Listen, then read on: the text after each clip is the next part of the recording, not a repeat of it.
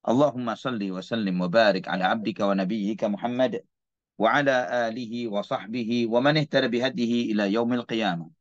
Qala Allahu jalla wa ala, ya ayyuhalladzina amanu taqullaha haqqa tuqatihi wa la tamutunna illa wa antum muslimun. Amma ba'd. Ikhwan fillah rahimani wa rahimakumullah. Alhamdulillah, segala puja dan puji hanya untuk Allah Subhanahu wa taala Rabbul alamin. Alhamdulillah, Allah Subhanahu wa taala yang memberikan hidayah kepada kita dengan hidayah Islam, dengan hidayah sunnah Muhammad bin Abdullah sallallahu alaihi wasallam, dengan nikmat yang dengannya kita menjalani kehidupan ini dengan penuh ketenangan, dengan penuh kebahagiaan. Ketenangan di atas la ilaha illallah, kebahagiaan di atas siratal mustaqim, kebahagiaan di atas kebenaran yang telah Allah gariskan dalam Al-Quran dan sunnah Nabi sallallahu alaihi wasallam. Kebenaran yang terbukti dengan hujjah, fitrah, akal, dalil Quran dan sunnah. Tidaklah seseorang semakin dia dengan penuh keadilan dan fairnya untuk melihat segala sesuatunya, kecuali dia pasti akan menerima kebenaran dinul Islam, kebenaran Quran, kebenaran sunnah Nabi Sallallahu Alaihi Wasallam.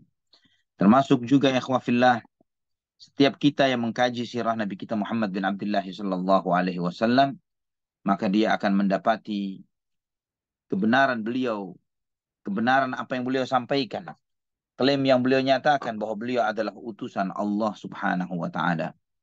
Muhammad bin Abdullah sallallahu alaihi wasallam yang tidak berbicara dari hawa nafsunya, namun melainkan hanyalah wahyu yang diwahyukan oleh Allah Subhanahu wa taala kepadanya.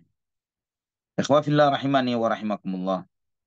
Melanjutkan pembahasan kita dari sirah Nabi kita Muhammad bin Abdullah sallallahu alaihi wasallam di dalam peristiwa Fathu Makkah. Masuknya Nabi Muhammad sallallahu alaihi wasallam ke kota Makkah. Ketika itu ikhwatal iman, ketika Quraisy melihat bahwa kaum muslimin yang telah mulai menyeruak, mulai masuk ke dalam kota Makkah, sebagian orang-orang Quraisy mulai menggalang sebagian kekuatan yang ada pada mereka. Dan mereka mengumpulkan koalisi-koalisi mereka dari Bani Bakar, dari Bani Al-Harith ibn Abdi Manaf, dari Bani Hudzail, dan mereka menyambut pasukan kaum muslimin yang berada melalui bawah kota Mekah, dari bawah kota Mekah, dari Kudai. Maka mereka pun masuk dan kemudian mereka pun menyambut kaum muslimin, dalam arti menyambut, menghadapi mereka. Ketika Nabi SAW mendengar pergerakan sebagian orang-orang Quraisy itu, Nabi SAW memanggil Abu Hurairah. Dan beliau bersabda, wahai Abu Hurairah, kemari. Maka Abu Hurairah mengatakan, labbaik ya Rasulullah.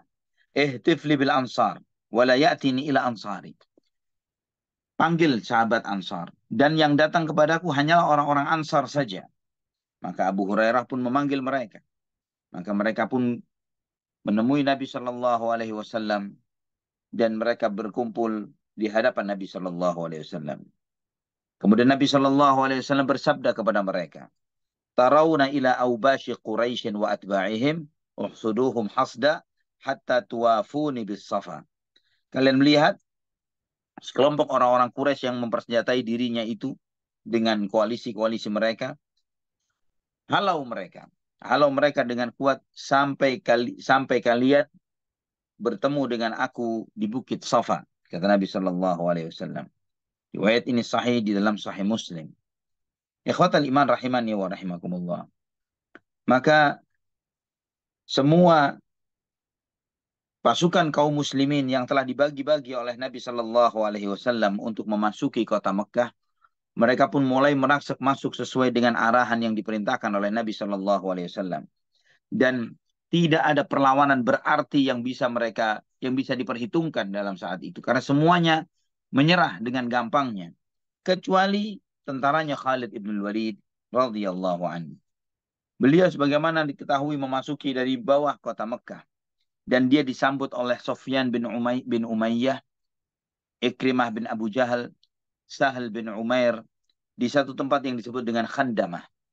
Walaupun nantinya orang-orang ini Sofwan bin Umayyah, Ikrimah bin Abu Jahal, Suhail bin Amr, nantinya bakal masuk Islam semuanya orang-orang ini.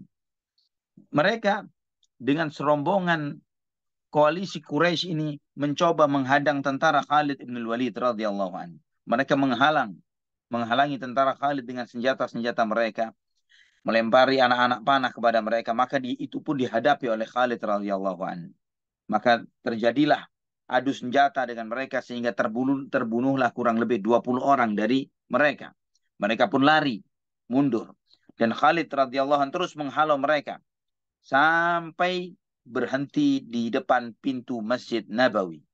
Ketika Abu Sufyan bin Harb melihat itu, melihat banyak orang-orang Quraisy yang mati terbunuh 20 orangan saat itu, karena ini terpaksa Khalid bin Ibn Walid radhiyallahu anhu melakukan itu karena menghadapi mereka yang menghadangnya dengan senjata-senjata mereka. Maka Abu Sufyan bin Harb radhiyallahu anhu melihat hal itu, beliau pun berteriak. Beliau mengatakan, "Man aghlaqa babahu wa kaffa yadahu fahuwa amin." Barang siapa yang pulang ke rumah dan menutup pintunya dan kemudian menyerahkan diri, artinya tidak melakukan perlawanan, orang itu adalah diberikan keamanan. Maka mereka pun melihat bahwa mereka tidak akan sanggup lagi menghadapi tentara kaum muslimin. Mereka pun meninggalkan senjata-senjata mereka. Mereka lari tunggang langgang pulang dan mengunci pintu-pintu rumah mereka. Ada salah seorang di antara mereka yang bernama Himas bin Qais radhiyallahu an. Artinya beliau akhirnya masuk Islam. Di antara orang yang menghadang kaum muslimin adalah Himas bin Qais dari Bani Bakr. Ketika sebelum masuknya tentara kaum muslimin ke kota Mekah, dia mempersiapkan senjatanya. Mempersiapkan senjatanya untuk menyambut kaum muslimin, untuk berperang melawan mereka. Istrinya bertanya, ketika masih mempersiapkan senjata itu di rumah, istrinya bertanya, "Kenapa kamu mempersiapkan senjatamu? Untuk apa?" "Untuk menyambut Muhammad dan para sahabatnya." Istrinya mengatakan, "Saya lihat hari ini tidak ada yang bisa menghadapi Muhammad dan para sahabatnya. Mereka sangat kuat. Tidak akan mungkin kamu menghadapinya." Namun Himas bin Qais mengatakan, "Nanti kamu akan melihat. Saya akan menambil beberapa tawanan dan akan menjadi pelayanmu nanti. Beberapa tawanan dari kaum muslimin," kata Himas bin Qais. Namun subhanallah ikhwatal iman, kita tahu ketika Himas keluar menghadang kaum muslimin, menghadang tentaranya Khalid, dia melihat banyaknya teman-temannya yang mati terbunuh kurang lebih 20 orangan. Maka dia pun lari dengan ketakutan meninggalkan senjatanya dan masuk ke dalam rumahnya, mengunci pintu rumahnya. Dia mengunci pintu rumahnya. Ketika istrinya melihat itu, "Mana klaim yang kamu katakan bahwa kamu akan membawa pulang seorang budak dari Muhammad dan para pengikutnya?" Maka di saat itu pun Himas bin Qais mengatakan, "Innaki law syahidti yaumal khandamah, idh farra Safwanun wa farra Ikrimah, wa Abu Yazida qaimun kal mu'tamah, wa istaqbalathum bis suyufil muslimah, yaqta'na kulla sa'idin wa jumjumah, darban fala yusma'u illa ghamghamah, lahum nahitun khalfana wa hamhamah, lam tantiqi fil lawmi adna kalimah." Kemudian sang suami ini mengatakan, "Kamu kalau menyaksikan peristiwa yang terjadi di Khandamah itu, ketika Sofwan bin Umayyah, Ikrimah bin Abu Jahal lari, juga Abu Yazid yaitu Suhail bin Amr, semuanya lari. Abu Yazid bahkan berdiri seperti orang yang sedang kematian keluarganya. Ketika mereka menghadapi pedang-pedang kaum muslimin yang memotong setiap tangan, yang membinasakan mereka dengan serangan yang tidak terdengar kecuali rasa takut yang luar biasa. Kami merasakan rasa takut yang sangat luar biasa di dalam hati kami. Maka ketika kamu melihat kondisi itu, kamu tidak akan mencela sikap kami yang melarikan diri." Ikhwatal iman rahimani wa rahimakumullah. Di antara tentara kaum muslimin, di antara tentara Khalid radhiyallahu an, 2 orang yang mati terbunuh. Karena dia mengambil jalan di luar jalur yang telah diarahkan oleh Khalid. Maka 2 orang itu terbunuh, yaitu Qurs bin Jabir al-Fihri dan Hubeish ibn al-Ash'ar al-Khuzai radhiyallahu anhuma, yang merupakan saudara dari Ummu Ma'bad yang pernah ditemui oleh Nabi Shallallahu Alaihi Wasallam di dalam perjalanan hijrahnya. Ya, ini kisah awal ketika hijrah. Pernah Anda sampaikan tentang kisahnya Ummu Ma'bad ini. Ketika dia melihat pertempuran di depan pintu masjid yang membunuh kurang lebih 20-an orang sahabat, membuat takut Abu Sufyan. Abu Sufyan menunjukkan bagaimana leadershipnya dia. Walaupun dia baru masuk Islam, tapi dia sangat perhatian dengan orang-orang Quraisy. Jangan sampai mereka mati terbunuh pada hari itu. Atau habis terbunuh oleh kaum muslimin yang sedang masuk ke kota Mekah. Maka Abu Sufyan pun menemui Rasulullah SAW. Ya Rasulullah, ubihat khadra'u Quraisy. Ya Rasulullah, banyak orang Quraisy yang mati terbunuh. La Quraisy ba'dal yaum. Tidak ada lagi Quraisy setelah hari ini ya Rasulullah. Maka Nabi Shallallahu Alaihi Wasallam bersabda, "Man dakhala dara Abi Sufyan fahuwa amin, wa man alqa silaha fahuwa amin, wa man aghlaqa babahu fahuwa amin." Barang siapa yang memasuki rumah Abu Sufyan, dia aman. Barang siapa yang menjatuhkan senjatanya, dia aman. Barang siapa yang menutup pintu rumahnya, dia aman. Kemudian Nabi Shallallahu Alaihi Wasallam memanggil Khalid ibn Walid radhiyallahu anhu, memerintahkan untuk mengangkat tangannya supaya jangan sampai terjadi peperangan. Ketika Khalid menghadap Nabi Shallallahu Alaihi Wasallam, Nabi menegur Khalid, kenapa melakukan serangan itu sampai ada yang terbunuh dari kalangan Quraisy. Nabi bertanya, lima qatalta, wa qad nahaituka 'anil qital. Kenapa kamu berperang? Bukankah aku telah melarangmu wahai Khalid? Kemudian Khalid radhiyallahu an mengatakan, hum bada'una bil qital wa wada'u fina silah wa ash'aruna bin nabl. Ya Rasulullah, mereka yang mulai ya Rasulullah. Mereka menghadang kita dengan senjata-senjata mereka. Melempari kami dengan anak-anak panah mereka. Waqad kafaftu yadiya mastata'tu. Aku menahan diri semampuku ya Rasulullah. Semampuku. Maka kemudian Nabi SAW bersabda, qada'ullahi khairun. Ketetapan Allah yang terbaik. Ketetapan Allah yang terbaik. Subhanallah. Ikhwafillah. Antum perhatikan bagaimana Nabi kita Muhammad SAW. Bahwa semua rukun iman itu mengalir di dalam setiap saraf dalam tubuhnya begitu melekat. Beliau mengambil suatu sikap dan keputusan. Tapi beliau SAW sadar bahwa ketetapan Allah adalah yang terbaik. Selalu terjadi yang seperti itu di dalam kehidupannya sehari-hari. Bahkan bagaimana juga ketika di rumah tangganya sendiri. Ketika beliau SAW, antum tahu bahwa di antara karyawannya ada yang adalah Anas bin Malik radhiyallahu anhu. Ketika Anas bin Malik radhiyallahu anhu melakukan suatu kesalahan di dalam instruksi yang dilakukan, yang diperintahkan oleh Nabi SAW kepada beliau sebagai seorang karyawan, sebagai pembantu di rumah Nabi SAW, yang kadang Anas itu ditegur oleh sebagian istri Nabi SAW. Kenapa Anas kamu berbuat begini? Kenapa kamu melakukan itu? Kenapa jadi begini? Dan seterusnya. Nabi SAW selalu mengingatkan istri-istri beliau dengan mengatakan, sudah biarkan. Kalau takdirnya Allah begini, maka akan begini. Kalau takdirnya Allah begitu, maka tidak akan bisa berubah. Itu selalu Nabi SAW memberikan yang seperti ini, supaya tidak terjadi penyesalan di dalam hati. Termasuk di dalam hal ini, ikhwatal iman rahimani wa rahimakumullah, Nabi SAW menyampaikan, qada'ullahi khairun. Ketetapan Allah adalah lebih baik. Kemudian Nabi SAW pun bersabda kepada Khalid dan yang lainnya, kufu anis silah illa Khuza'at bin Bakar min Bani Bakar. Tahan senjata kalian kecuali terhadap Khuza'ah yang dari Bani Bakar. Kemudian Nabi SAW ya dikumandangkan azan asar. Setelah itu Nabi SAW melaksanakan sholat asar. Dan Nabi SAW bersabda, kufus silah, tahan dirimu. Jangan melakukan peperangan sama sekali. Ikhwatal iman rahimani wa rahimakumullah. Setelah itu Nabi SAW memerintahkan agar kaum muslimin kumpul di Khaif. Ya, Khaif ini adalah antara Makkah dan Mina. Ya, yaitu satu tempat di mana di tempat itulah kesepakatan orang-orang Quraisy dulu ketika Nabi SAW masih di kota Mekah, ketika mereka dahulu membuat kesepakatan untuk memboikot Nabi dan kaum muslimin. Ya, memboikot Nabi Muhammad SAW dan kaum muslimin. Nabi SAW meminta kumpulnya di sana. Sebagaimana dalam Sahih Bukhari dan Muslim. Dari hadis Abu Hurairah radhiyallahu anhu, Nabi SAW bersabda, manziluna insyaallahu idza fatahallahu al-khaifu haitsu taqasamu 'alal kufur. Tempat beristirahatnya kita, tempat kita, pangkalan kita, berkumpulnya kita adalah insya Allah jika Allah memberikan kemenangan untuk menguasai kota Mekah adalah Al-Khaif, di mana mereka dulu membuat kesepakatan untuk berbuat kufur, berbuat kezaliman terhadap Nabi Shallallahu Alaihi Wasallam dan para sahabatnya. Dan bertempatnya Nabi Shallallahu Alaihi Wasallam, beliau mengarahkan berkumpulnya di sana sebagai bentuk terima kasihnya, syukurnya beliau kepada Allah Subhanahu Wa Taala adalah setelah Allah memberikan kemuliaan kemenangan setelah dulunya dikalahkan.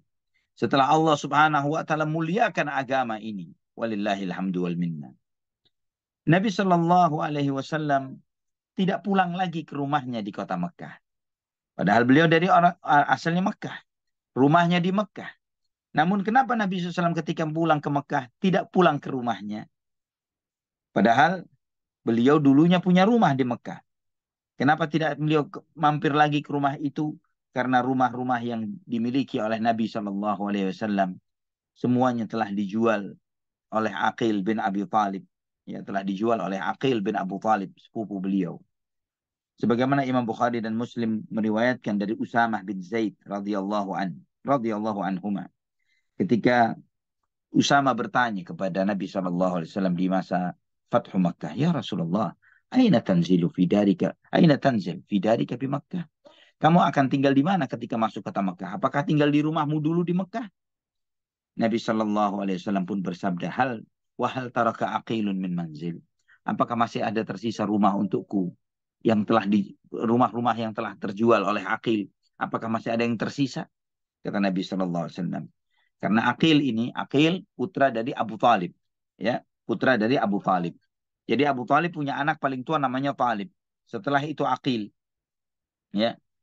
Dan ketika Abu Talib meninggal dunia, warisan itu diserahkan kepada Talib dan Aqil ini. Kenapa? Karena dua-duanya kafir pada saat itu, ya. Dua-duanya kafir. Kalau Talib sampai wafat dalam keadaan kafir, Aqil akhirnya nanti masuk Islam walaupun belakangan. Adapun anaknya Abu Talib yang lainnya yaitu Ja'far bin Abu Talib dan Ali bin Abu Talib radhiyallahu anhum sudah masuk Islam dari awal. Karena mereka Muslim, ya, karena mereka Muslim, maka mereka tidak mendapatkan warisan dari Abu Talib. Ya, sebagaimana ini menunjukkan kepada kita bahwa hukum Muslim tidak mewarisi kafir dan sebaliknya ini sudah ada sejak awal-awal Islam sebagaimana disampaikan oleh Al-Hafidh Ibnu Hajar Al-Asqalani. Dan ikhwatal iman rahimani wa rahimakumullah, dan setelah hijrah, ya setelah hijrahnya Nabi Shallallahu Alaihi Wasallam, aset-asetnya Abu Talib itu dikuasai oleh Aqil dan Talib, ya.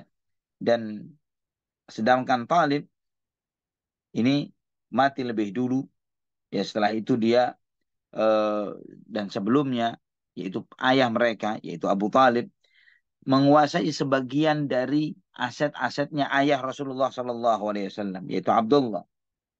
Karena Abdullah ayah Nabi Shallallahu Alaihi Wasallam dan Abu Talib saudara kandung. Ya, ini adalah saudara kandung.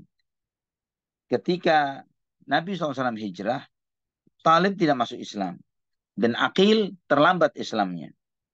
Dan keduanya ini menguasai apa yang ditinggalkan oleh Abu Talib. Dan Talib ini telah meninggal dunia sebelum perang Badar. Adapun Aqil terlambat keislamannya.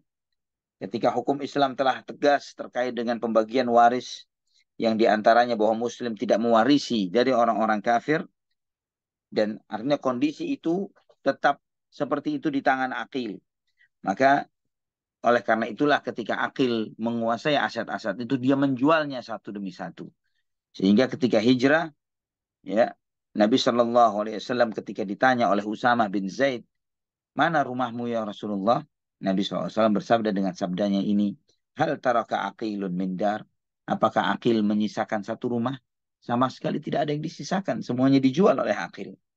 Ya, ini menunjukkan andai kata ada rumah beliau Shallallahu Alaihi Wasallam di kota Mekah, beliau akan tinggal di rumah tersebut. Namun karena sudah terjual, maka beliau, ya, tidak menetap di sana. Namun di Khaif sebagaimana yang disebutkan. Pertama kali yang sampai di Khaif tersebut adalah Zubair bin Al-Awwam radhiyallahu anhu, ya, sepupu Nabi Muhammad sallallahu alaihi wasallam. Dan beliau memasang panjinya di sana dan membuatkan kemah, ya, untuk Nabi sallallahu alaihi wasallam yang terbuat dari kulit. Kemudian ikhwatal iman, dari dataran tinggi itulah, ya, Nabi sallallahu alaihi wasallam dengan pasukan rombongan beliau yang terdiri di antara kalangan muhajirin dan ansar yang menggunakan baju-baju besi mereka yang hanya terlihat matanya itu, yang di depan Nabi SAW mereka kaum muhajirin dan ansar di depan Nabi SAW, dan Nabi SAW berada bersama mereka, dan itu terjadi di pagi hari, di hari Jumat, 10 hari terakhir di bulan Ramadan. Nabi SAW menunggangi ontanya Al-Qaswa, dan beliau SAW pada saat itu membonceng Usamah bin Zaid, ya, anak dari budak beliau yang beliau merdekakan. Beliau membonceng Usamah bin Zaid di atas ontanya. Dan Nabi SAW menggunakan baju besinya. Beliau SAW meletakkan keningnya, ya, beliau menundukkan kepalanya sampai merendahkan kepalanya serendah-rendahnya sebagai bentuk merendahkan diri di hadapan Allah Subhanahu wa taala Rabbul Alamin atas kemuliaan yang Allah Subhanahu wa taala berikan kepada beliau dengan Fathu Makkah ini, sampai janggutnya ini menyentuh sisi tengah dari pelana onta beliau sallallahu alaihi wasallam.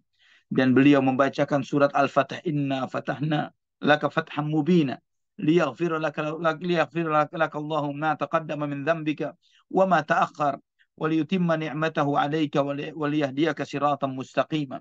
Beliau membaca surat Al-Fatah itu dengan suara bergetar, dengan menangis, suara Nabi sallallahu alaihi wasallam. Ikhwatal iman rahimani wa rahimakumullah. Karena Fathu Makkah ini adalah sebuah sejarah yang luar biasa. Proses yang begitu lama.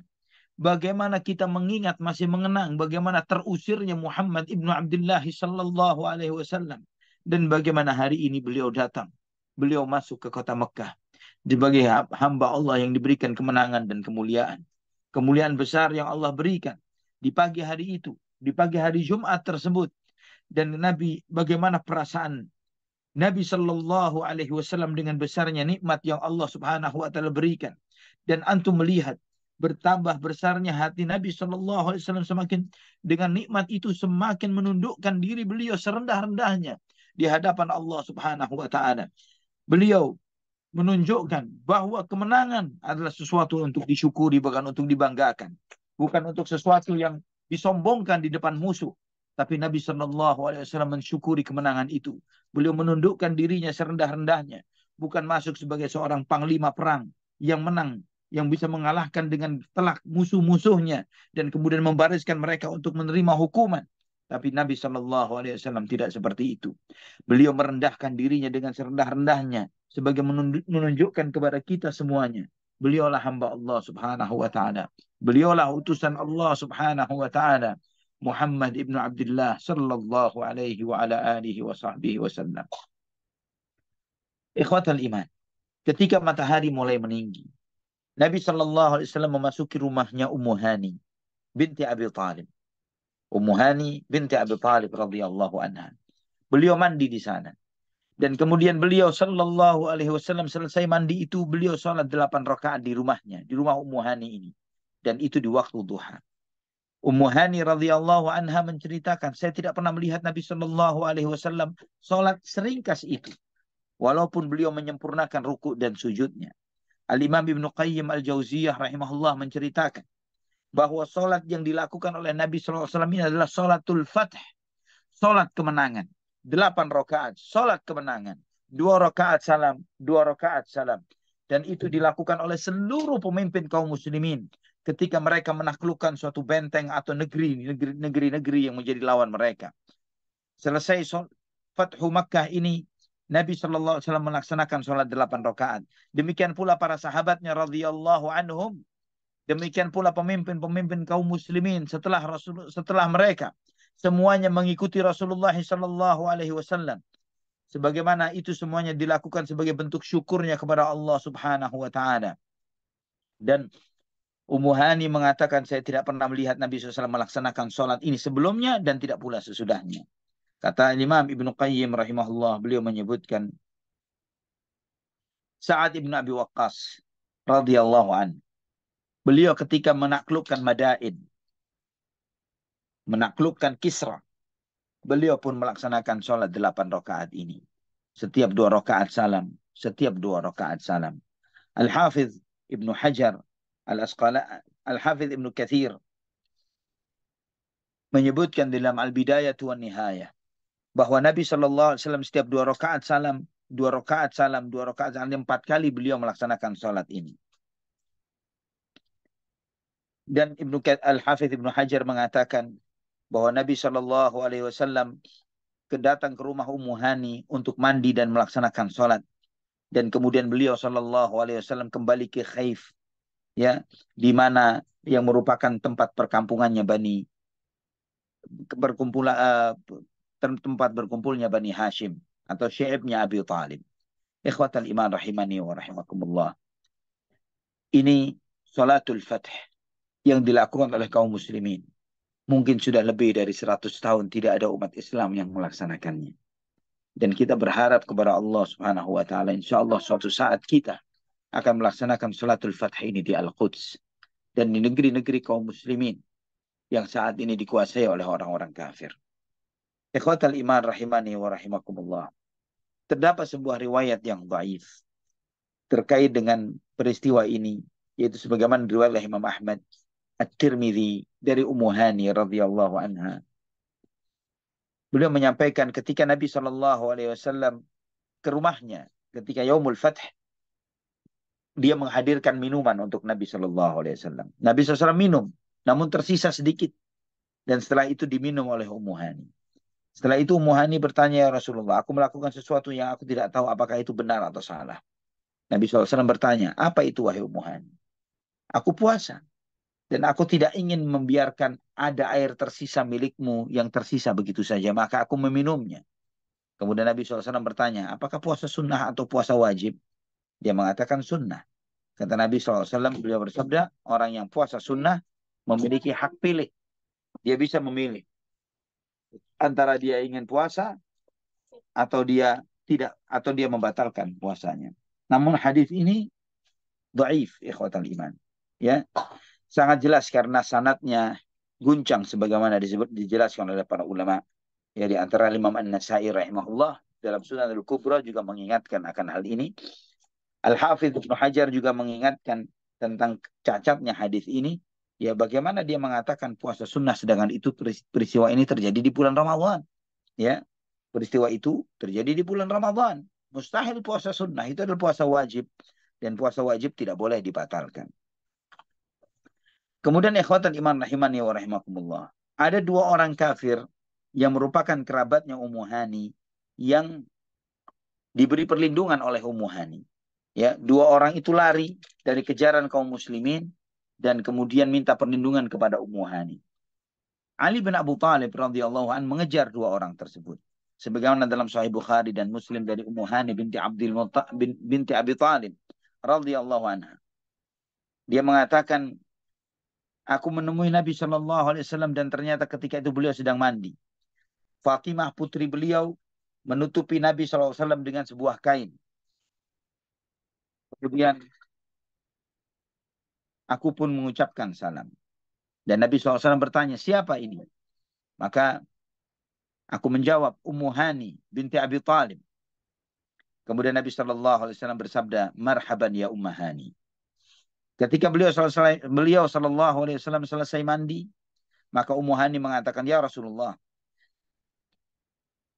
Za'ama ibnu Ummi Ali bin Abi Talib, ya, bahwa Ali bin Abu Talib beranggapan bahwa dia akan membunuh 2 orang yang telah aku berikan perlindungan kepadanya, yaitu Fulan ibnu Hubairah. Maka Nabi SAW bersabda kepada Ummu Hani, qad ajarna man ajarti ya Ummu Hani. Siapa yang kau lindungi, itu pun mendapatkan perlindungan dariku juga, wahai Ummu Hani. Hadis ini sahih dalam Sahih Bukhari dan Muslim dan yang lain sebagainya. Ikhwatal iman rahimani wa rahimakumullah. Di hari Jumat yang mulia itu, selesai mandinya Nabi SAW, Selesai beliau sallallahu alaihi wasallam salatul fath, salat kemenangan. Beliau sallallahu alaihi wasallam memasuki Masjidil Haram. Kaum Muhajirin dan Ansar berada di hadapan Nabi, di kanan Nabi, di kiri Nabi, di sekeliling Nabi sallallahu alaihi wasallam. Mereka bertahlil, mereka bertakbir, mereka mengucapkan la ilaha illallah, Allahu akbar, alhamdulillah, mereka bertasbih. Mereka semuanya mengelilingi Nabi dengan ucapan tahlil, takbir dan tasbih. La ilaha illallah, Allahu akbar. Mereka terus memuji Allah Subhanahu wa taala. Nabi sallallahu alaihi wasallam mendatangi Hajar Aswad dan beliau SAW menyentuh Hajar Aswad itu dengan tongkatnya. Tongkat Nabi posisi adalah ujungnya adalah agak bengkok sedikit. Dengan tongkat itu beliau menyentuh Hajar Aswad. Kemudian Nabi sallallahu alaihi wasallam tawaf mengelilingi Ka'bah dengan menunggang ontanya.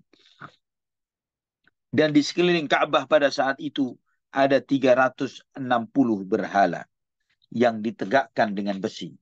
Dan Nabi Shallallahu Alaihi Wasallam ketika tawaf itu melewati satu Ka'bah, beliau dorong berhala itu dengan tongkat beliau Shallallahu Alaihi Wasallam. Beliau mendorong berhala-berhala itu satu demi satu dan beliau bersabda dengan membacakan firman Allah di surat Al-Isra ayat 81 dan surat Saba ayat 49. Wa qul ja'al haqqu wa zahaqal batil innal batila kana zahuqa. Wa qul ja'al haqqu wa ma yubdi'ul batil wa ma yu'id. Terus Nabi mengucapkan wa qul ja'al haqqu wa zahaqal batil innal batila kana zahuqa. Dan katakanlah bahwa kebenaran itu pasti terjadi dan kebatilan pasti akan sirna, karena kebatilan pasti akan sirna. Dan katakanlah bahwa kebenaran itu telah datang dan kebatilan itu tidak akan dimulai dan tidak akan kembali. Ikhwatal iman rahimani wa rahimakumullah. Dan tidaklah Nabi menunjuk kepada satu berhala kecuali setiap berhala itu jatuh tersungkur dengan kepalanya yang jatuh ke bawah. Dan Nabi Shallallahu Alaihi Wasallam terus menunjuk itu sampai bersih berhala-berhala itu dari sekeliling Ka'bah. Kemudian ikhwatal iman rahimani wa rahimakumullah. Nabi Shallallahu Alaihi Wasallam pun memanggil Uthman bin Talha radhiyallahu an. Uthman bin Talha ini pemegang kunci Ka'bah. Nabi Shallallahu Alaihi Wasallam bersabda kepada Uthman bin Talha, "I'tini bil miftah." Bawa kemari kunci Ka'bah, wahai Uthman. Maka Uthman pun mendatangi ibunya. Karena ini amanah telah diperlakukan dari zaman jahiliyah. Bahwa keluarga beliau yang memegang hak, memegang kunci Ka'bah. Maka Nabi SAW meminta kepada Uthman, bawa kemari kunci Ka'bah. Maka Uthman pun datang kepada ibunya untuk meminta kunci Ka'bah. Yang pada awalnya ibunya tidak mau memberi. Namun dengan akhirnya Uthman meminta, akhirnya diberikan kunci itu kepada anaknya, kepada Uthman ini. Dia pun membawa kunci itu dan menyerahkan kepada Nabi Shallallahu Alaihi Wasallam. Setelah itu Nabi Shallallahu Alaihi Wasallam membuka kunci Ka'bah, membuka pintu Ka'bah, dan Nabi Shallallahu Alaihi Wasallam memanggil Umar ibn Khattab, wahai Umar, kemarilah, masuk kamu ke dalamnya dan bersihkan semua gambar dan patung yang ada di dalam Ka'bah. Dan Nabi SAW tidak masuk ke dalam Ka'bah kecuali setelah bersih gambar-gambar dan patung-patung yang ada di dalam Ka'bah. Karena orang-orang musyrikin Quraisy dari zaman ke zaman, sejak zaman Amr bin Luhai, yang disebut oleh Nabi SAW bahwa dia menarik ususnya di dalam neraka Jahannam karena dia yang pertama kali mendatangkan berhala ke Ka'bah. Sejak zaman itu mereka menaruh berhala-berhala yang ada di sekitar Ka'bah. Dan juga termasuk menaruh berhala di dalam Ka'bah. Maka setelah Abu Umar membersihkan sebagian besar berhala-berhala yang ada di dalam Ka'bah ini, maka Nabi Shallallahu Alaihi Wasallam pun memasuki Ka'bah. Beliau mendapati ada patung burung yang terbuat dari kayu, dihancurkan dengan tangan Nabi Shallallahu Alaihi Wasallam. Kemudian Nabi SAW melemparkannya. Kemudian Nabi SAW melihat bekas-bekas gambar yang belum selesai dibersihkan secara sempurna. Beliau melihat gambar, ada patung gambar Nabi Ibrahim dan Nabi Ismail alaihi wassalam dengan membawa sebuah nampan azlam. Nampan untuk mengadu nasib yang biasa dilakukan oleh masyarakat jahiliyah. Nabi melihat juga di dalamnya, di dalam Ka'bah ini ada patungnya Maryam, ibunya Nabi Isa, ya, Maryam alaihissalam. Maka Nabi Shallallahu Alaihi Wasallam ketika melihat patungnya Ibrahim dan Ismail dengan membawa nampan azlam itu, nampan untuk mengundi nasib, Nabi Shallallahu Alaihi Wasallam bersabda, qatalahumullah, wallahi mastaqsama bil azlami qat. Semoga Allah melaknat mereka. Demi Allah, Nabi Ibrahim dan Nabi Ismail alaihi wassalam tidak pernah mengadu nasib atau mengundi nasib sama sekali. Kemudian Nabi Shallallahu Alaihi Wasallam memerintahkan untuk membersihkan sisa-sisa yang tersisa dari patung-patung dan gambar-gambar itu. Ikhwatal iman rahimani wa rahmatullah. Kemudian Nabi Shallallahu Alaihi Wasallam meminta, sebagaimana dalam riwayat At-Tayalisi di dalam musnadnya dan Ibnu Abi Syaibah dalam musannafnya dengan sanad yang hasan dari Usamah bin Zaid radhiyallahu anhu, Nabi SAW meminta didatangkan satu ember air.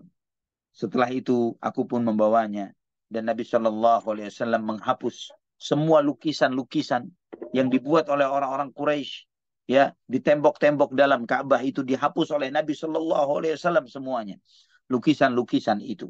Dan beliau sambil bersabda, qatalallahu qauman yusawwiruna ma la yakhluqun. Semoga Allah melaknat orang-orang yang menggambar apa yang tidak mereka ciptakan. Ikhwatal iman rahimani wa rahimakumullah.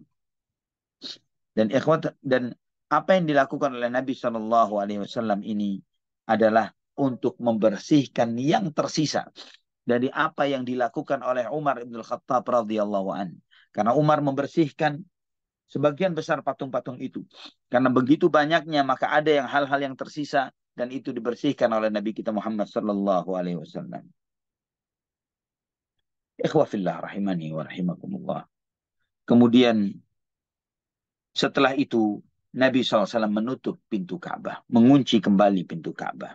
Pada saat itu, di tempat yang suci dan mulia ini, di dalam Ka'bah yang mulia ini, Nabi Shallallahu Alaihi Wasallam bersama Usamah bin Zaid, Bilal bin Rabah, dan Uthman bin Talha.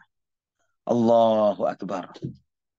Ikhwatal iman rahimani wa rahimakumullah. Ini menunjukkan kepada kita bahwa Islam adalah agama yang sangat jauh dari rasisme sama sekali. Usamah bin Zaid, anak budak Nabi Shallallahu Alaihi Wasallam, Bilal bin Rabah Al-Habashi, orang dari Afrika. Yang antum melihat dari awal kisah ini, Nabi Shallallahu Alaihi Wasallam ketika memasuki kota Mekah, siapa yang dibonceng oleh Nabi? Bukan cucu beliau Hasan atau Husain, bukan pula dari sepupu beliau yang bersama Nabi Shallallahu Alaihi Wasallam dari Bani Hashim, atau anak sepupu beliau, anak Ja'far misalnya. Tidak. Tapi yang dibonceng oleh Nabi Shallallahu Alaihi Wasallam adalah anak dari budaknya, yaitu Usamah bin Zaid. Dan kemudian ketika memasuki Ka'bah, ikhwafillah rahimani wa rahimakumullah, Ka'bah tempat yang sangat dihormati oleh orang Quraisy yang sedemikian rupa. Bangunan Ka'bah yang antum lihat sekarang ini adalah bangunan yang memang dibuat oleh orang-orang Quraisy sejak zaman dahulu. Aslinya Ka'bah dibangun oleh Nabi Ibrahim alaihissalam, pintunya itu di tanah. Pintunya itu sejajar dengan tanah. Namun ditinggikan oleh orang-orang Quraisy, tujuannya adalah untuk bisa memilih siapa yang layak masuk dan siapa yang tidak layak masuk. Namun ketika kunci itu dipegang oleh Nabi Shallallahu Alaihi Wasallam dan itu disaksikan oleh seluruh kaum muslimin, muhajirin wal ansar, dan juga orang-orang Quraisy yang ada pada saat itu, Nabi Shallallahu Alaihi Wasallam memasuki tempat yang paling mereka keramatkan dan mereka agungkan ini bukan bersama Ali bin Abu Thalib, bukan bersama Abu Bakar As-Siddiq, bukan bersama Umar bin Al-Khattab, bukan bersama tokoh-tokoh Quraisy yang disegani. Ya, seperti nama-nama yang Anda sebutkan, orang-orang yang disegani oleh Quraisy. Namun Nabi Shallallahu Alaihi Wasallam memasuki Ka'bah bersama Usamah bin Zaid, bersama Bilal bin Rabah, dan kemudian bersama Uthman bin Talha radhiyallahu an, yang memang juru kuncinya Ka'bah. Ikhwatan iman rahimani wa rahimakumullah. Nabi Shallallahu Alaihi Wasallam diam cukup lama di dalam Ka'bah ini. Beliau Shallallahu Alaihi Wasallam ketika itu ada satu tiang di sisi kiri beliau dan ada 2 tiang di sisi kanan beliau. Dan kemudian ada 3 tiang di belakang Nabi Shallallahu Alaihi Wasallam. Dan karena pada saat itu ya Ka'bah, di dalam Ka'bah itu ada 6 tiang.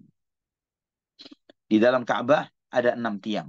Kalau antum ingin tahu inside Ka'bah, antum bisa lihat di YouTube, saat ini pun ada. Ya, banyak gambaran-gambaran yang menunjukkan apa isinya Ka'bah. Dan itu dipertahankan dari zaman ke zaman seperti itu. Kemudian Nabi SAW sholat di dalam Ka'bah itu 2 rakaat. Dan kemudian ikhwatal iman rahimani wa rahimakumullah, selesai Nabi SAW keluar dari Ka'bah, maka banyak orang berebut untuk memasuki Ka'bah. Kemudian yang pertama kali masuk adalah Abdullah bin Umar radhiyallahu anhuma. Dia menerobos mencoba untuk masuk ke dalam Ka'bah, dan dia dapati Bilal di belakang pintu Ka'bah, di dalam Ka'bah itu berdiri. Maka Abdullah bin Umar bertanya, Abdullah putra Umar bin Khattab bertanya kepada Bilal, "Aina shalla Rasulullah SAW?" Tadi Rasulullah SAW sholat di mana? Maka Bilal pun menunjuk tempat di mana Nabi SAW sholat. Dan Abdullah kemudian sholat di sana. Walaupun di saat itu dia pun lupa. Dia lupa. Kata Abdullah, saya lupa bertanya, sholat berapa rakaat Nabi SAW? Nabi SAW sholat cuma 2 rakaat. Ikhwatal iman rahimani wa rahimakumullah. Di sini menunjukkan banyak pelajaran, kata Ibnu Hajar radhiyallahu rahimahullah. Beliau mengatakan di dalam riwayat-riwayat ini menunjukkan beberapa faedah. Di antaranya adalah sahnya riwayat dari seorang sahabat kepada sahabat yang lain. Ibnu Umar bertanya kepada Bilal bin Rabah. Dua-duanya sahabat Nabi. Namun satu bertanya kepada yang lainnya. Dan juga bertanya kepada orang yang menurut level ketinggian ilmu dan ketakwaan di bawahnya. Ya. Dan ini pun Ibnu Umar radhiyallahu anhuma adalah ulamanya sahabat. Ulamanya sahabat. Bilal bin Rabah tidak termasuk ulamanya sahabat. Namun beliau Ibnu Umar radhiyallahu anhuma bertanya kepada Bilal bin Rabah radhiyallahu anhu, dan itu pun adalah hujjah. Dan juga kata Al-Hafidz Ibnu Hajar, riwayat ini menunjukkan al-hujjah bi khabaril wahid, bahwa kabar ahad itu adalah hujjah. Ya.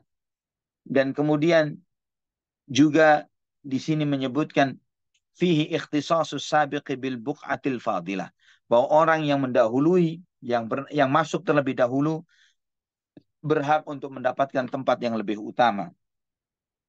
Dan juga di sini mengandung faedah, kata beliau, kata Ibnu Hajar, keutamaan bertanya tentang ilmu. Bertanya, sebagaimana Ibnu Umar bertanya kepada Bilal bin Rabah tentang di mana Nabi SAW sholat. Ya. Dan juga di sini menunjukkan kehebatan dan kemuliaan Abdullah bin Umar radhiyallahu anhuma, bagaimana beliau begitu mencari jejak-jejak apa perbuatan Nabi Shallallahu Alaihi Wasallam agar beliau bisa mengamalkan seperti yang diamalkan oleh Nabi Shallallahu Alaihi Wasallam di tempat yang diamalkan oleh Nabi Shallallahu Alaihi Wasallam. Dan di sini juga ikhwatal iman menunjukkan kepada kita, kata Ibnu Hajar rahimahullah, beliau menyebutkan terkadang orang-orang mulia dari kalangan para sahabat radhiyallahu anhum, orang-orang senior dari kalangan para sahabat, terkadang mereka tidak mengetahui sesuatu yang diketahui oleh orang-orang di bawah mereka, yang kemuliaannya di bawah mereka, yang juga dipahami oleh orang-orang di bawah mereka. Maka orang-orang yang di bawah itu, artinya yang kurang levelnya di bawah orang-orang yang lebih mulia, mengetahui hal-hal yang tidak diketahui oleh orang-orang yang di bawahnya. Karena Abu Bakar, Umar, dan yang lainnya semua lebih afdal dari Bilal bin Rabah. Ya, namun ternyata Bilal lah yang mendapatkan jatah kemuliaan ini, bukan Abu Bakar, bukan Umar, bukan Utsman, bukan Ali radhiyallahu anhum ajma'in. Dan juga ikhwatal iman rahimani wa rahimakumullah, di sini juga mengajarkan kepada kita bahwa disyariatkan agar masjid itu memiliki pintu, ya, dan sesekali yang menutup dan membuka pintu masjid. Dan juga ikhwatal iman rahimani wa rahimakumullah, sutrah itu disyariatkan, kata Ibnu Hajar, bahwa sutrah, ya, pembatas bagi orang yang salat, disyariatkan karena mengkhawatirkan agar jangan sampai ada orang yang melewati di depan sutrah. Sebagaimana yang dilakukan oleh Nabi Shallallahu Alaihi Wasallam bahwa ketika beliau sholat di dalam Ka'bah ini, beliau sholat di antara dua tiang, ya. Dan ini menunjukkan bahwa Nabi SAW melakukan itu untuk mendekat kepada dinding supaya tidak dilewati oleh siapapun yang ada di depannya.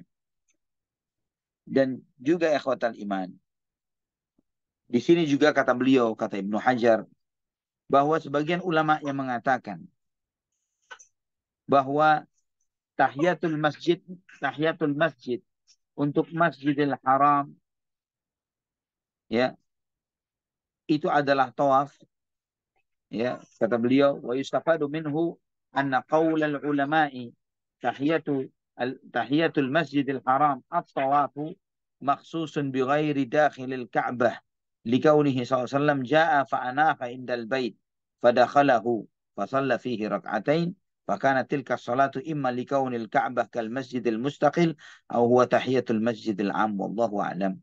Kata Ibnu Hajar rahimahullah bahwa ulama yang mengatakan bahwa tahiyatul masjid untuk Masjidil Haram adalah tawaf, ya, itu dikhususkan bagi mereka yang tidak memasuki Ka'bah, kata Ibnu Hajar. Karena Nabi Shallallahu Alaihi Wasallam beliau memasuki Ka'bah dan kemudian beliau SAW sholat 2 rakaat. Dan sholat itu bisa jadi, kata Ibnu Hajar, karena Ka'bah itu dianggap sebagai masjid yang tersendiri, atau itu seperti tahiyatul masjid secara umum yang dilakukan oleh beliau dan yang lainnya. Dan di sini juga menunjukkan disunnahkannya memasuki Ka'bah. Ikhwatal iman rahimani wa rahimakumullah. InsyaAllah, ikhwatal iman, selanjutnya nanti kita pada pertemuan berikutnya kita akan mendengarkan teks khutbah Rasulullah Sallallahu Alaihi Wasallam kepada penduduk Makkah. Khutbah pertama beliau Sallallahu Alaihi Wasallam kepada penduduk Makkah setelah beliau Sallallahu Alaihi Wasallam menaklukkan Makkah ini. Apa khutbah beliau? Bagaimana sikap beliau Sallallahu Alaihi Wasallam terhadap penduduk Makkah yang selama ini menjadi musuh bebuyutan beliau Sallallahu Alaihi Wasallam? Yang semakin hari, ikhwatal iman, semakin antum akan menyadari. Sebagaimana ana pernah menyaksikan, ya, salah satu konten yang disampaikan oleh seorang senator dari Belanda yang awalnya adalah dia menjadi senator tujuannya adalah untuk melawan Islam di negeri Belanda. Kemudian senator itu pun mulai belajar agama Islam. Dia belajar akidah Islam. Dia belajar tentang ketuhanan di dalam Islam. Dia bandingkan konsep ketuhanan dalam Islam dengan konsep ketuhanan dalam agama-agama yang lainnya. Dan ternyata ketika dia mempelajari dari sumber-sumbernya dan literaturnya serta berdiskusi dengan tokoh-tokoh Islam, dengan pakar-pakar keislaman, para ulama kaum muslimin, dia menyadari bahwa tidak ada konsep ketuhanan yang lebih baik daripada konsep ketuhanan di dalam Islam. Dan setelah itu kemudian dia mempelajari perjalanan hidup Nabi Muhammad SAW, sirah Nabi Muhammad SAW. Dia mempelajari perjalanan sirah itu. Sampai ya dia mempelajari dari awal, dari kelahiran, kenabian, perlawanan Quraisy terhadap beliau, peperangan-peperangan yang terjadi, intimidasi-intimidasi yang dialami oleh beliau SAW, sampai kepada titik Fathu Makkah.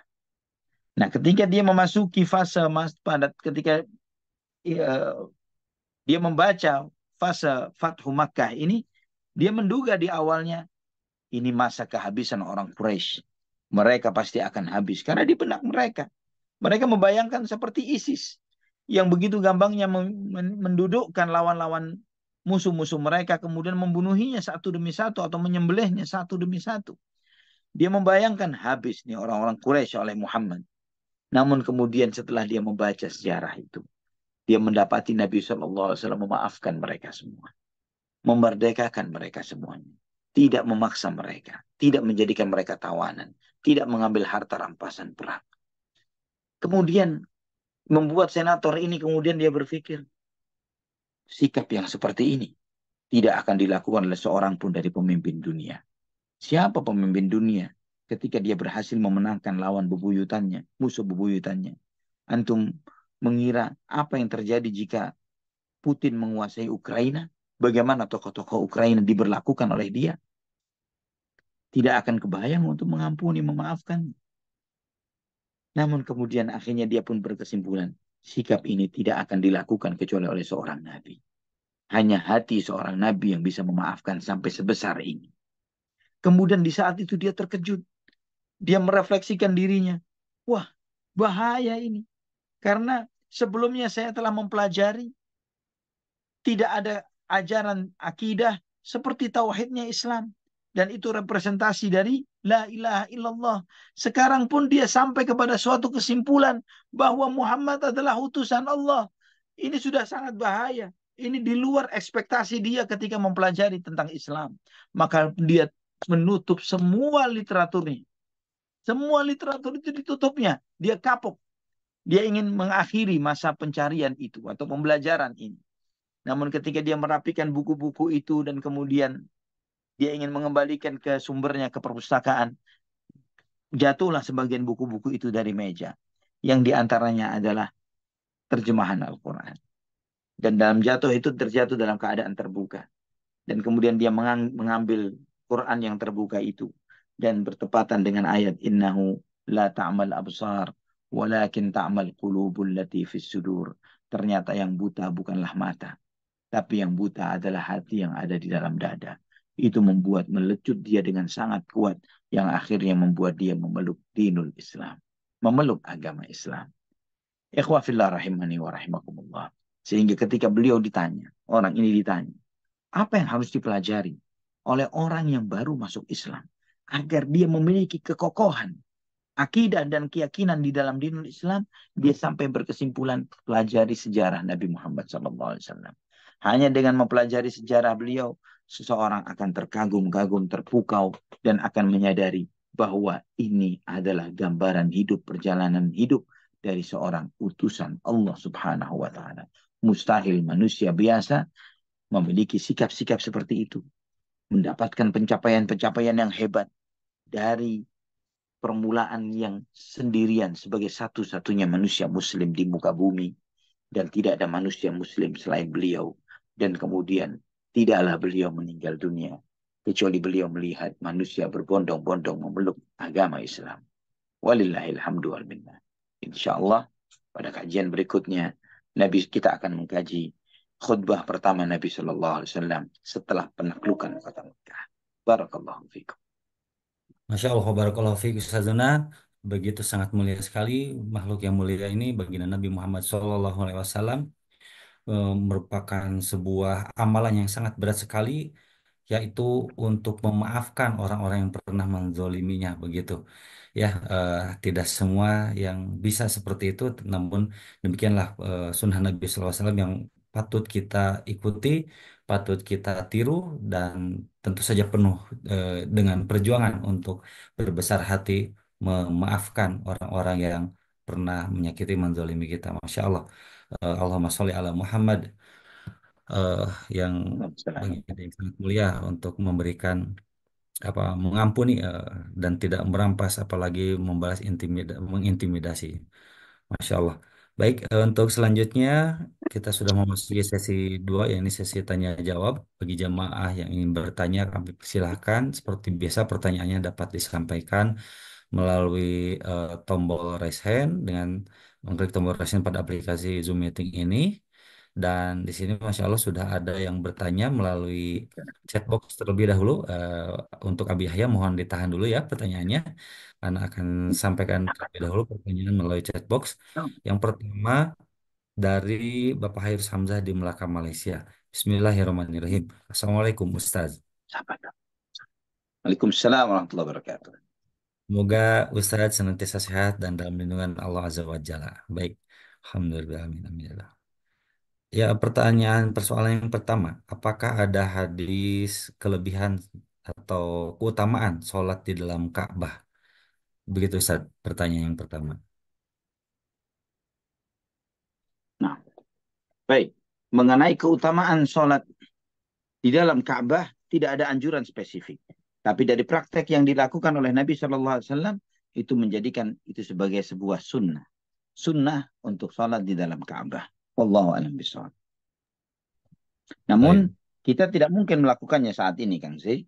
Maka Betul. ketika Ummul Mukminin Aisyah radhiyallahu anha menginginkan untuk melaksanakan sholat di dalam Ka'bah, Nabi SAW tidak membukakan pintu Ka'bah untuk Aisyah, tapi Nabi SAW mengajak Aisyah ke hijr, ke dalam hijr itu, pembatas tembok yang ada di samping Ka'bah, dan Nabi SAW mengarahkan Aisyah untuk sholat di dalamnya, dan beliau SAW bersabda bahwa sholat di sini seperti sholat di dalam Ka'bah.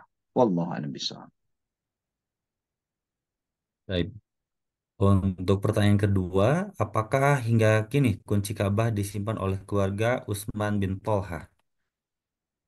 Insya Allah kita akan membahas itu pada kajian berikutnya, namun jawabannya na'am. Sampai hari Oh, ini keturunan Uthman bin Talha yang memegang kunci Ka'bah sesuai dengan amanat Rasulullah Sallallahu Alaihi Wasallam. Masya Allah. Baik, pertanyaan yang kedua, ketiga, maaf.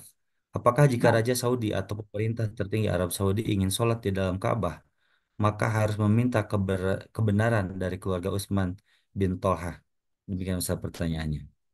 begitu memang. Setiap pembesar-pembesar dunia yang ingin sholat di dalam Ka'bah pasti dimintakan izin dulu kepada keturunan Uthman bin Talha untuk dimintakan hak untuk membukakan pintu Ka'bah dari mereka.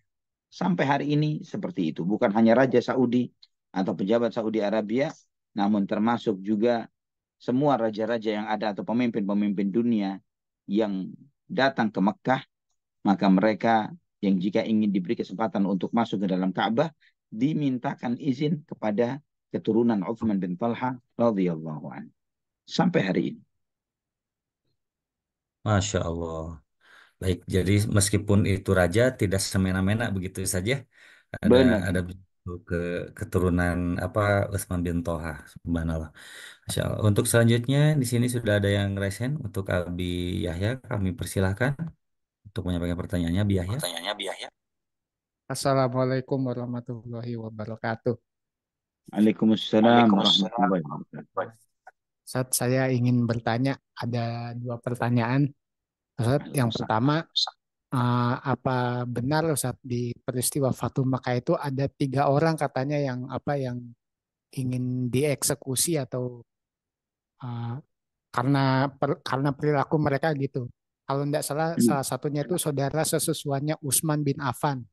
Terus sama satu lagi siapa yang ingin nempel di Ka'bah itu, dia apa dia mau dieksekusi, cuma dia naik ke Ka'bah, manjat di Ka'bah itu. Saya lupa. Nah, Itu pertanyaannya Ustaz. Ada 3 orang kalau tidak salah, itu apa itu benar Ustaz? Ininya apa? pada kajian sebelumnya, Ana sampaikan bahwa bukan lagi 3 orang, 10 orang. Iya, 10 orang yang disebutkan nama-namanya bahwa mereka harus dihukum mati walaupun bergelantungan di kiswah Ka'bah. Namun sebagian besar mereka akhirnya masuk Islam. Ya, sebagian besar mereka yang termasuk di antaranya Ikrimah bin Abu Jahal, ya, dan beberapa tokoh yang menjadi orang-orang yang karena kezaliman dan kejahatannya di masa jahiliyah, di masa peperangan dengan Islam, ya, mereka ini kemudian dihukum oleh Nabi SAW dengan keputusan itu. Namun ketika mereka datang bertaubat, meminta maaf, bersyahadat, maka mereka semua dimaafkan oleh Nabi SAW. Nanti insya Allah kita akan membahas lebih detail nasib 10 orang tersebut. Pertanyaan kedua Ustaz, mengenai Abu Sufyan ini Ustaz. Nah, Apa Abu Sufyan itu masuk Islam dalam keadaan takut atau terpaksa gitu Ustaz? Karena yang ini pertanyaan yang kemarin saya lupa mau saya ini. Itu Ustaz. Barakallahu fiik. Apakah masuk Islamnya Abu Sufyan itu terpaksa? Mungkin. Tidak sedikit dari sebagian orang yang masuk Islamnya itu awalnya adalah karena terpaksa. Namun kemudian akhirnya masuk Islam mereka yang terpaksa ini kemudian membuat mereka pada akhirnya memeluk Islam dengan legowo, dengan sepenuh hati, dan masuklah iman ke dalam hati mereka. Ini adalah kenyataan seperti itu. Tidak sedikit di antara orang-orang yang masuk Islam pada awalnya karena terpaksa, namun setelah dia merasakan nikmat dan manisnya iman, membuat mereka menjadi seorang muslim yang setia dan sejati. Wallahu a'lam bishawab. Baik, Terima Masya kasih Allah. Ustaz. Jazakumullah khairan. Baik, terima kasih Abi atas partisipasi pertanyaannya. Untuk selanjutnya kita persilakan Umu Amr yang ingin bertanya. Silakan Umu Amr.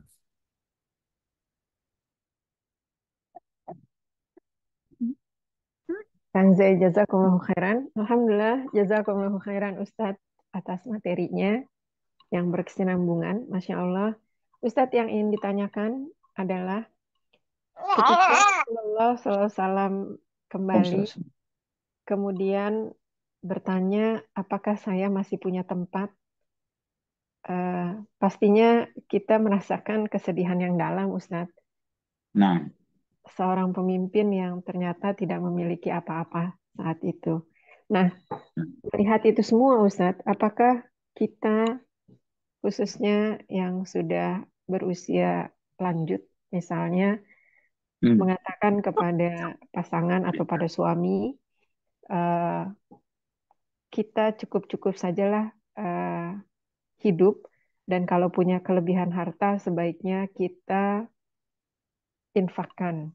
Tetapi ada perkataan, tapi kita nih udah tua, tidak ada penghasilan lagi, jadi uang yang ada, misalnya hasil pensiun, ya dihemat-hemat kita simpan untuk bekal kita.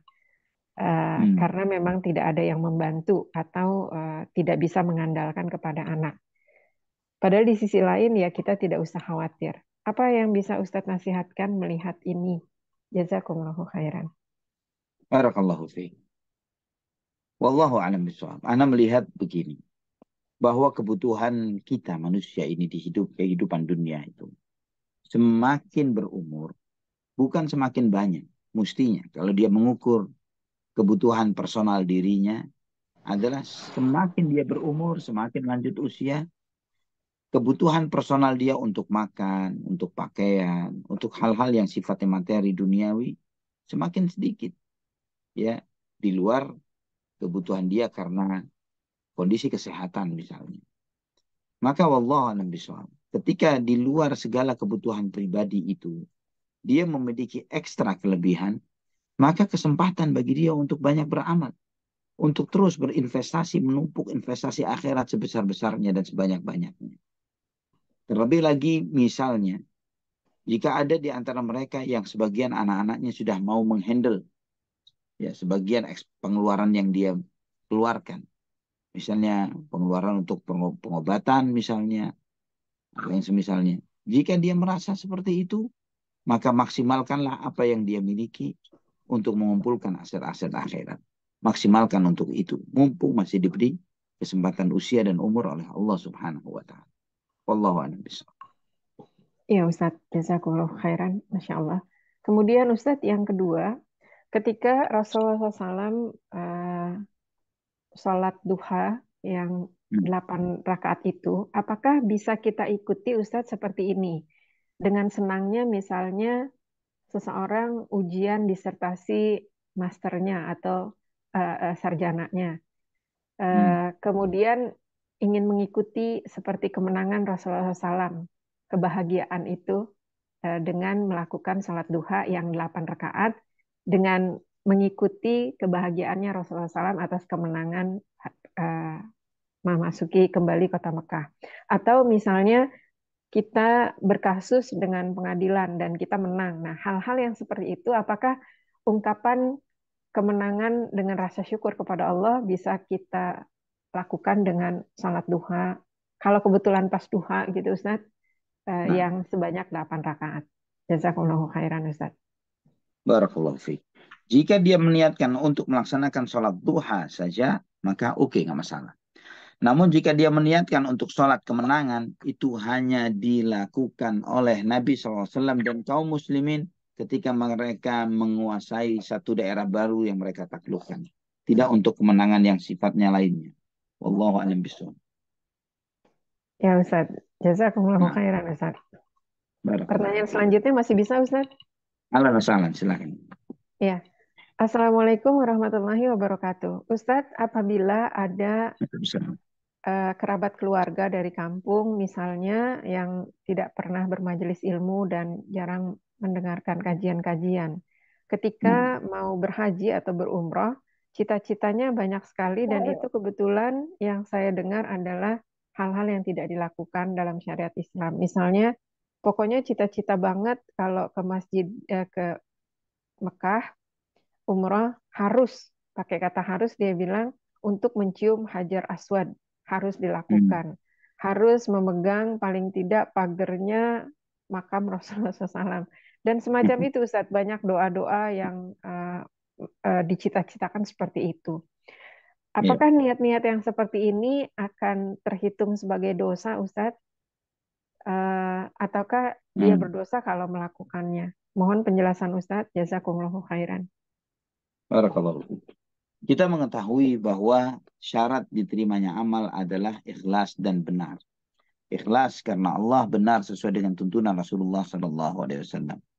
Dan beramal tanpa ilmu akan membawa kepada kerusakan yang lebih besar ketimbang kemaslahatannya. Itulah yang sering kita lihat di sekitar Masjidil Haram dan Masjid Nabawi. Kita perhatikan syiar-syiar tauhid. Masjidil Haram, Masjid Nabawi adalah syiar-syiar tauhid.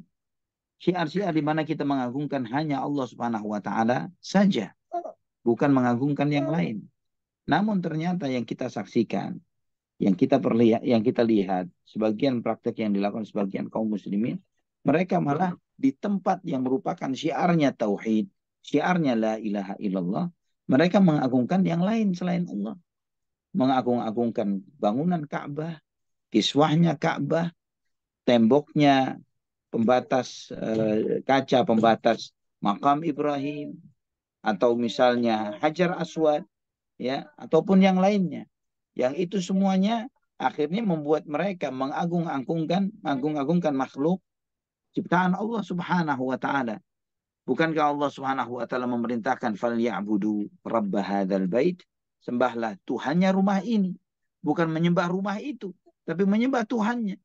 Termasuk juga apa manfaatnya untuk memegang pagar kuburan Nabi Muhammad SAW.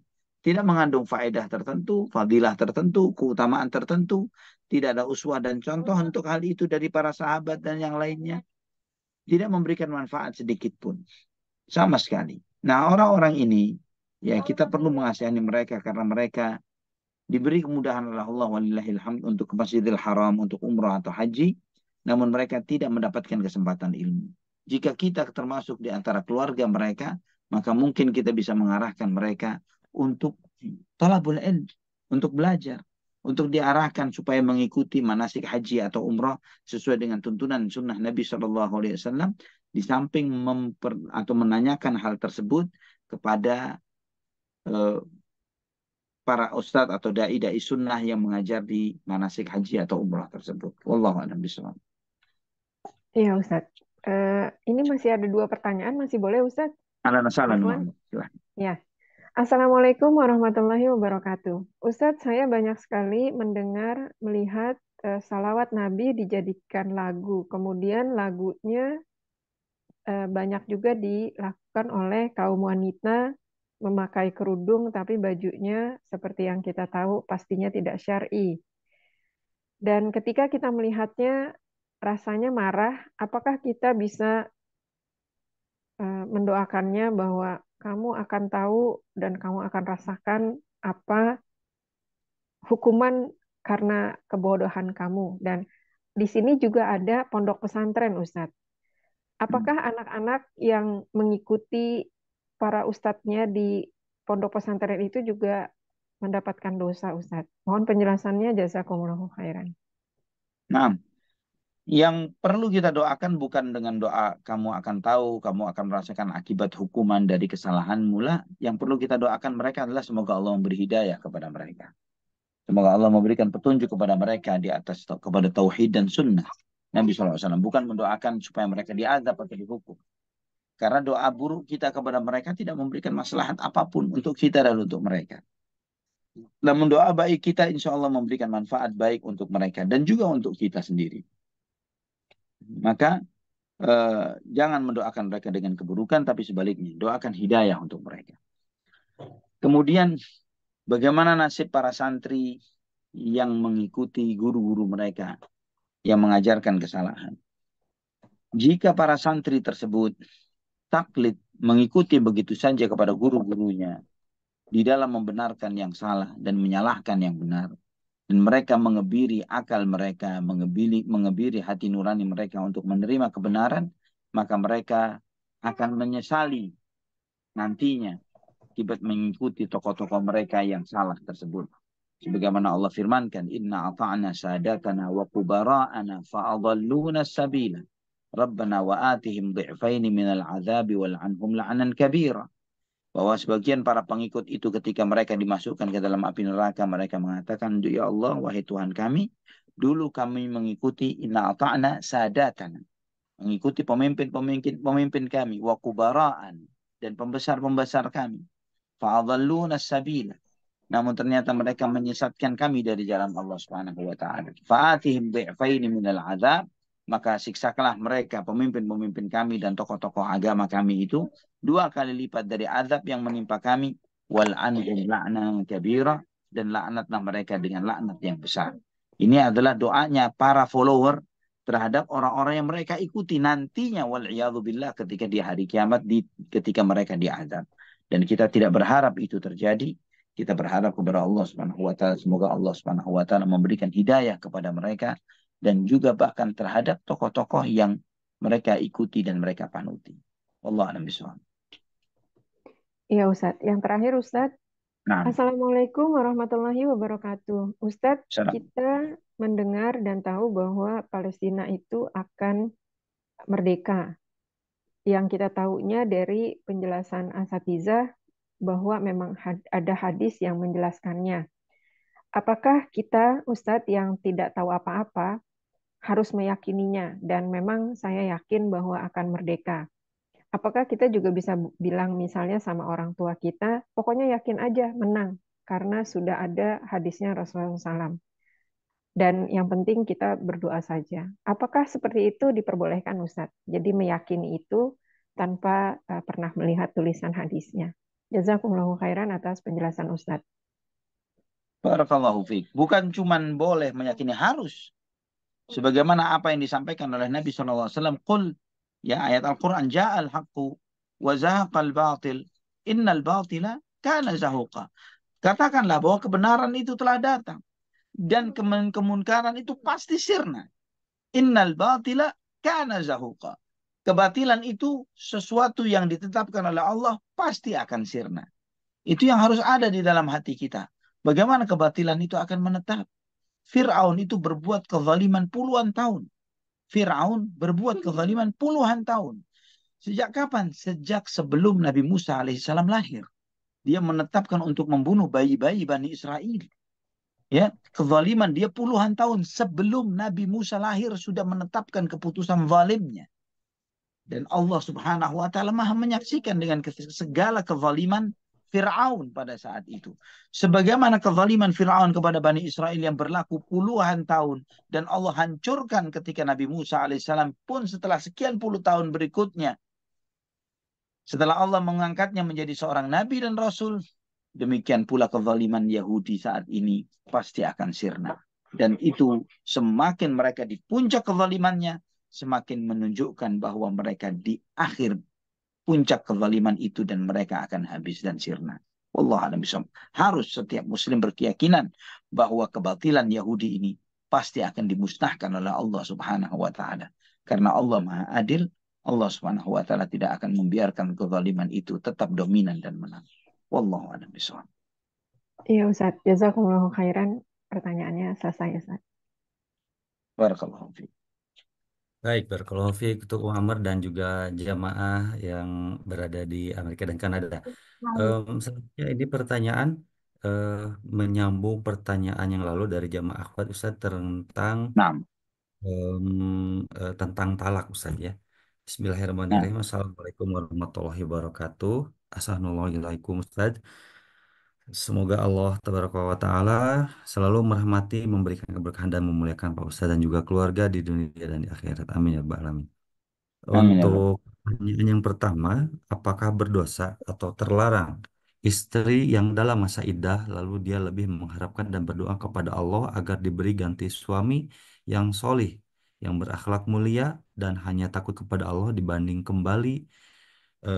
dibanding kembali kepada suami yang selama masa pernikahan telah terus menzoliminya, yang telah berusaha istri bari bismillah dalam kurung Apa bahkan. agak yang terakhir agak hilang suara antum Kang Zai?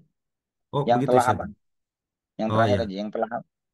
yang telah terus menzoliminya, ya Nah, yang telah menzoliminya, yang terus menerus menzoliminya, kemudian eh, yang telah berusaha istrinya, yang yang telah terus berusaha istri sabari biiznillah dalam kurung bahkan talak pun dilakukan secara zolim dan suka-suka, sedangkan katanya istri tidak boleh menolak rujuk.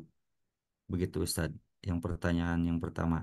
Yang kedua, eh, apakah istri boleh keluar rumah dalam rangka menjual aset untuk ikhtiar bekal hidup karena selama masa iddah ini, eh, karena selama masa iddah ini saja sebagian nafkah utama sudah tidak diberikan. Mohon nasihatnya Ustadz. barakallahu fiik. Jadi seharusnya ketika masa iddah, istri itu tidak keluar dari rumah suaminya. Artinya masih serumah dengan suaminya. Sebagaimana Allah firmankan di surat At-Talaq ayat 1. Dan selama masa iddah, pada hakikatnya istri itu masih milik suaminya. Itulah di antara hikmah, ya ini terkait dengan talak yang sifatnya raj'i. Talak yang sifatnya mungkin untuk rujuk, yaitu talak 1 dan 2. Maka di dalam proses ini, memang benar bahwa hak rujuk itu pada suaminya. Namun itu pun jika di dalam konteks bahwa suaminya tidak zalim. Selama suaminya tidak zalim. Namun jika sampai seperti yang disampaikan bahwa suaminya adalah zalim, maka jika suaminya pun tidak menceraikannya, namun istri menuntut hak itu kepada pengadilan misalnya, maka pengadilan berhak untuk memutuskan cerai dari dua pasangan itu supaya menjaga hak salah satu pihak yang terzalimi. Ya. Dan termasuk kezaliman adalah ketika tidak menafkahi istri yang sedang menjalani masa iddahnya. Itu termasuk kezaliman. Harusnya ketika di masa iddah, nafkah itu masih ditanggung oleh suami. Ya, selama masa iddah nafkah itu ditanggung oleh suami yang mengharuskan seorang istri untuk menetap di rumahnya selama masa iddah tersebut karena dia masih di bawah tanggungan sang suami. Namun jika apa yang disampaikan itu benar, bahwa suami tidak memberi nafkah sehingga mengharuskan istri itu dia keluar rumah untuk menjual sebagian apa yang dia miliki untuk menafkahi dirinya, jika mau tidak mau itu langkah yang harus dilakukan.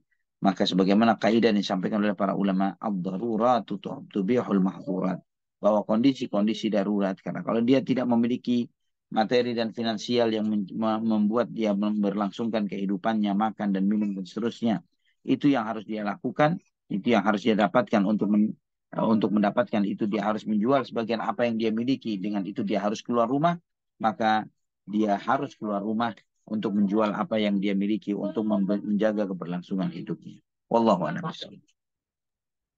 Baik, Masya Allah. Alhamdulillah, serangkaian pertanyaan-pertanyaan telah disampaikan dan dibahas satu demi satu oleh Ustazuna Ali, dan Alhamdulillah pertanyaan yang tadi merupakan pertanyaan terakhir pada malam hari ini. Kiranya sebelum ditutup mungkin Ustaz memberikan kesimpulan pada kajian malam hari ini sekaligus juga nasihat untuk kami semua. Tafadhol Ustaz. Barakallahu fiik. Insyaallah materi kita selanjutnya Kang Zai, khutbah perdana Rasulullah SAW setelah Fathu Makkah. Ya, khutbah perdana Rasulullah SAW setelah Fathu Makkah. Dan insyaallah kita akan melihat ikhwatal iman. Masya Allah. Antum memperhatikan bahwa titik balik kemenangan kaum muslimin, titik baliknya itu pada di puncak atau di titik nadir terendah yang dialami oleh kaum muslimin, yaitu ketika peristiwa Khandak atau Ahzab. Peristiwa Ahzab.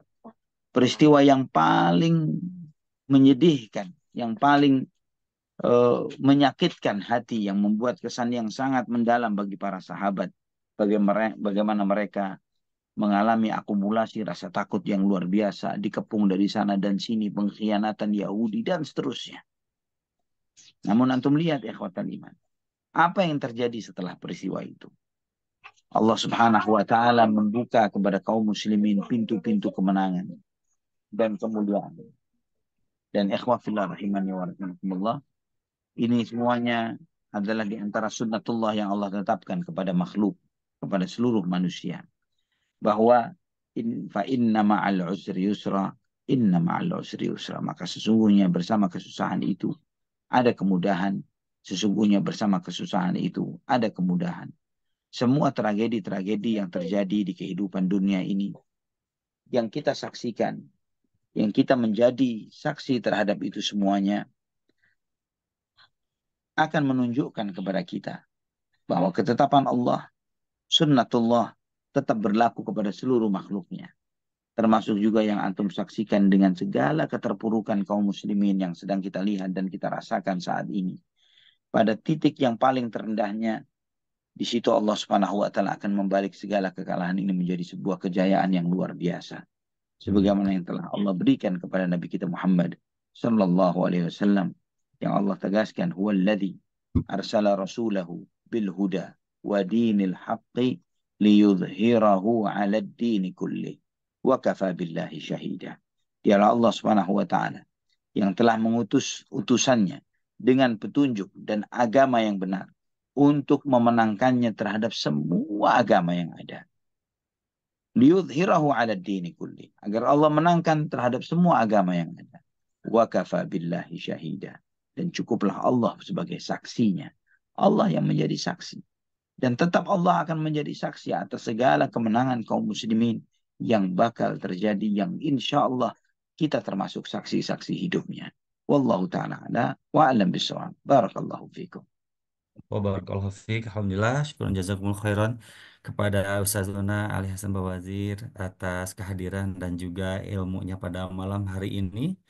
Dan semoga Allah Subhanahu wa taala memberikan keberkahan sekaligus juga mencatat sebagai pahala jariah kepada Ustaz dan juga keluarga yang senantiasa menemani, mensupport hingga pada malam hari ini ya, hadir semuanya. Masya Allah, barakallahu fikum.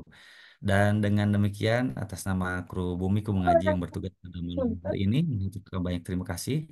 Mohon maaf yang sebesar-besarnya atas kekurangan ataupun juga kealfaan selama memandu kajian ataupun juga menyajikan kajian